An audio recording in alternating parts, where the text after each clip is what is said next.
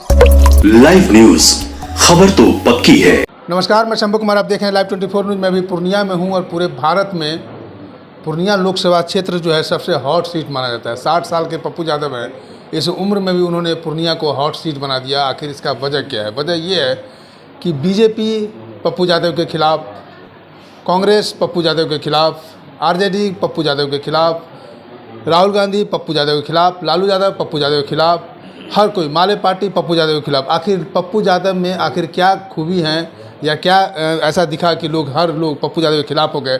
मेरे साथ जुड़ रहे हैं रघुपति बाबू, जुड़ रहे हैं जो हमेशा पप्पू यादव के साय की तरह उनके साथ रहे हैं, गार्जियन के स्वरूप रह रहे हैं, पिता तुल्य रह रहे हैं और इनके गाइडलाइन से, इनके सलाह मशवरे से वो अपने क्षेत्र में भ्रमण कर रहे हैं और जीत के कगार पर है। रघुपति बाबू, सबसे पहले आपका स्वागत है मेरे चैनल्स में।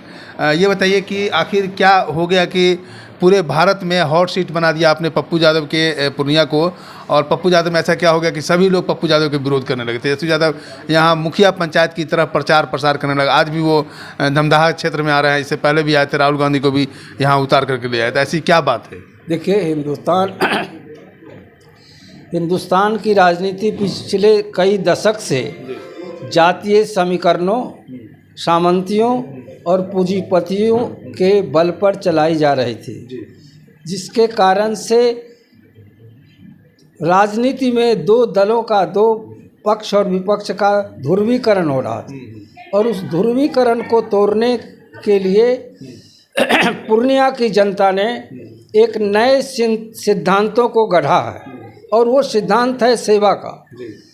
विकल्प क्या हो सकता है? हिंदुस्तान की जनता को पूर्णिया की जनता रोशनी दे रही है अपने इस नेता को जिता करके, नेता के साथ रह करके, और नेता अपने सेवा के कर्मों से ये साबित करने की कोशिश कर रहा है कि जो सेवा करेगा वही हिंदुस्तान की राजनीति पर राज करेगा।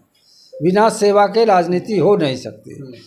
अब तक जो राजनीति चल रही है वो जातीय समीकरणों के आधार पर चल रही है, पूंजीपतियों के आधार पर चल रही है, ठेकेदारों के आधार पर चल रही है, सामंतवादियों के आधार पर चल रही है, सांप्रदायिक तत्वों के आधार पर चल रही है।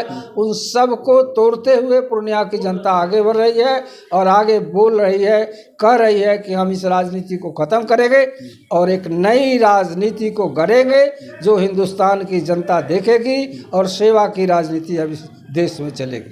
सेवा की राजनीति चलेगी वाकई में, क्योंकि पप्पू यादव अगर पूर्णिया से खड़े होते हैं या मधेपुरा या सहरसा, जो भी उनका क्षेत्र होता था या है, उस क्षेत्र के अलावा भी पूरे बिहार का दौरा करते थे। यही वजह है कि हम जब देखते हैं, जब हम ग्राउंड रिपोर्टिंग करते, जब यहाँ पूर्णिया पहुँचे तो पूरे बिहार के हर ज़िले से लोग आकर के इनको सपोर्ट कर रहे हैं। ये खासियत है। आपने बात की सामाजिक जो धार्मिक जो परिवेश राजनीति में घुस गई है, जातीय परिवेश की, उसको ख़त्म करेगी, ऐतिहासिक कदम होगी। अब बात कर रहे हैं 4 जून की, बात कर रहे हैं 26 अप्रैल को। 26 अप्रैल को क्या पप्पू यादव के साथ यहाँ मुस्लिम बहुल क्षेत्र है और आरजेडी कहती है कि माई समीकरण मेरा है, तो क्या मुस्लिम बहुल जो मुस्लिम संप्रदाय हैं उन पे पप्पू यादव की कब्जा है? पप्पू यादव उस पर अधिकार अपना जता सकते हैं? कल मैं कस्बा के 10 गांव में, मुसलमान गांव में घुमा हूँ, और वहाँ के लोगों ने जो मेरा स्वागत किया और मुझको साहस दिया, ताकत दिया, वो अद्भुत था। एक गांव में तो लड़के खड़े हो गए और हमारे सामने में दनादन उन्होंने पैसा भेजना शुरू किया कि हमारे नेता को पैसा। हमने कहा कि पैसे नहीं है उतने जितने पैसे से राजनीति लोग कर रहे हैं, इसलिए थोड़ी सी कठिनाई हो रही है, नहीं तो आते। उन लोगों का कहना था कि हमारे यहाँ अब तक नहीं आए, हम कि इसलिए नहीं आ पा रहे हैं कि साधन का अभाव हो रहा है। तो उन सब लोगों ने उसी मेरे सामने में पैसा भेजना शुरू कर दिया।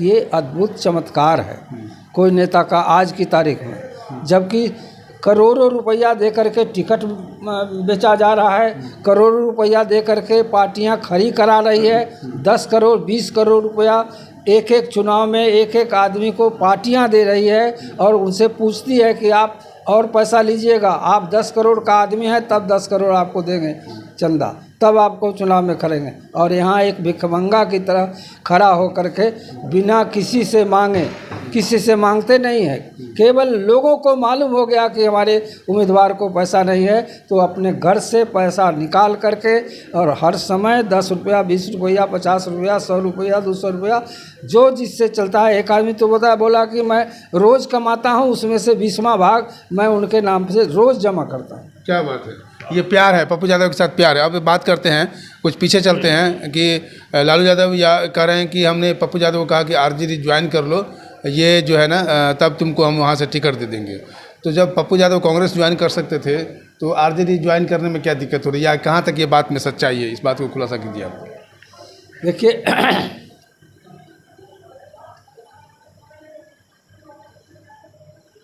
मैं आपको उससे भी पुराने जगह ले जा रहा हूँ।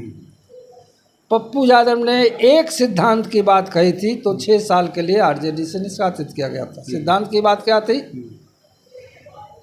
जब पार्लियामेंट्री बोर्ड में या कार्यकर्ताओं की बैठक में ये घोषणा हुई कि अब लालू यादव के बाद तेजस्वी यादव नेता होगा, रघुवंश बाबू वहाँ बैठे थे जो सब वरिष्ठ उपाध्यक्ष थे, तो पप्पू यादव ने कहा कि क्यों बेटा के नाम पर बाप राजनीतिक उत्तराधिकार नहीं ले सकता।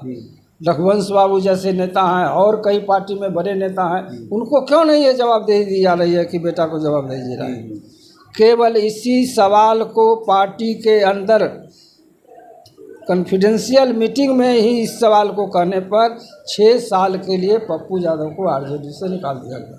अच्छा, जिस दल में बोलने पर पाबंदी हो, जिस दल में अपनी बात हम नहीं रख सकते हैं, उस दल में पप्पू यादव फिर क्यों जाएं? ये सवाल है मेरे सामने। अच्छा, ठीक है। ये नहीं है कि हम सीट से खड़ा हो जाएंगे और एमपी बन जाएंगे। एमपी बनना कोई सवाल नहीं है। देश की स्वतंत्रता, आज़ादी, जो बोलने की आज़ादी सबको मिली है, पत्रकार को आज़ादी मिली है, उस आज़ादी के लिए लड़ाई करने वाला अद्भुत व्यक्तित्व पप्पू यादव फिर से उसी कटघरे में नहीं जाना चाहते। इस बात को आपने कन्फ्यूजन दूर कर दिया। दूसरा सवाल ये उठता है कि क्या पप्पू यादव पूर्णिया से जीतते हैं? अपार बहुमत की बात हो रही है पूरे, जब हम ग्राउंड रिपोर्टिंग में जाते हैं तो पब्लिक कर रही है, खुद बोल रही है कि 4 लाख 5 एक रिकॉर्ड बहुमत से जीतेंगे। जीतने के बाद क्या कांग्रेस ज्वाइन करेंगे, या ये निर्दलीय रहेंगे, या फिर जो इनका जाप पार्टी था फिर उसको इंक्रीज करेंगे, उसको खड़ा करेंगे, या क्या होगा उस समय जीतने के बाद?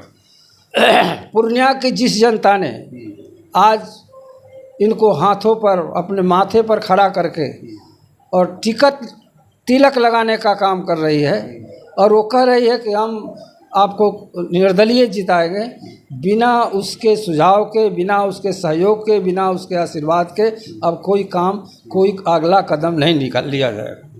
चलिए, तो आपने सुना रघुपति बाबू को आपने सुना। ये इस बात को आपको क्लियर कर देते हैं कि बात हमेशा जो है ये आ रही थी तेजस्वी यादव की तरफ से, लालू यादव की तरफ से, कि पप्पू यादव को ऑफर दिया जा रहा था कि आरजेडी में आप आ जाइए, आरजेडी से आपको पूर्णिया का टिकट मिल जाएगा। लेकिन आज ये क्लियर हो गया कि जिस आरजेडी से 6 साल के लिए निष्कासित किया गया पप्पू यादव को, जिस आरजेडी में अपनी बातों को रखने का अधिकार नहीं हो, जिस पार्टी में आप स्वतंत्र रूप से नहीं रह सकते हैं, उस पार्टी में रहना क्यों? जब आप निष्कासित कर ही दिए हैं और फिर आने की आप न्योता देते हैं और हम उस आकर के मैं पंगु बन जाऊं, एक रिमोट की तरह मैं काम करूं, तो उस पार्टी में क्यों रहूं? इसीलिए उन्होंने फिर आरजेडी को ज्वाइन नहीं किया। यही कारण था, क्योंकि 6 साल पहले उन्होंने कॉन्फिडेंशियल मीटिंग में साफ साफ कह दिया कि क्या बाप की राजनीति पर बेटा की राजनीति क्यों चलेगा? क्यों इस पार्टी में कोई और वरिष्ठ लोग नहीं है क्या, और अनुभवी लोग नहीं हैं कि एक वंशानुगत पार्टी बना दिया जाए इस पार्टी को, या वंशानुगत राजनीति किया जाए, या जो राजतंत्र की परिभाषा के रूप में हो रहा है, जो लोकतंत्र है, उस लोकतंत्र में राजतंत्र का जो परिभाषित किया जा रहा है, उस राजतंत्र को खत्म करने की कोशिश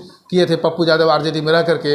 यही कारण था कि उन्होंने आरजेडी का जो ऑफर था पप्पू यादव ठुकरा दिया, और उनको जब कांग्रेस का सीट यहाँ से नहीं मिला तो स्वतंत्र रूप से निर्दलीय उम्मीदवार बन करके, पूर्णिया का बेटा बन करके, पूर्णिया को अपना माँ समझ करके फिर से चुनाव में उतर चुके हैं। अब देखते हैं 4 जून को पप्पू यादव क्या परिणाम होता है। जनता की बातों में कितनी सच्चाई है, जो पब्लिक कह रही है उसमें कितनी सच्चाई है, वो बात आपको 4 जून को निकल करके आएगा। मैं शंभू कुमार, कैमरा जर्नलिस्ट सुधर्मा के साथ पूर्णिया। अगर मैं चाहें को लाइक और सब्सक्राइब नहीं किया तो लाइक और सब्सक्राइब करें। Thank you so much.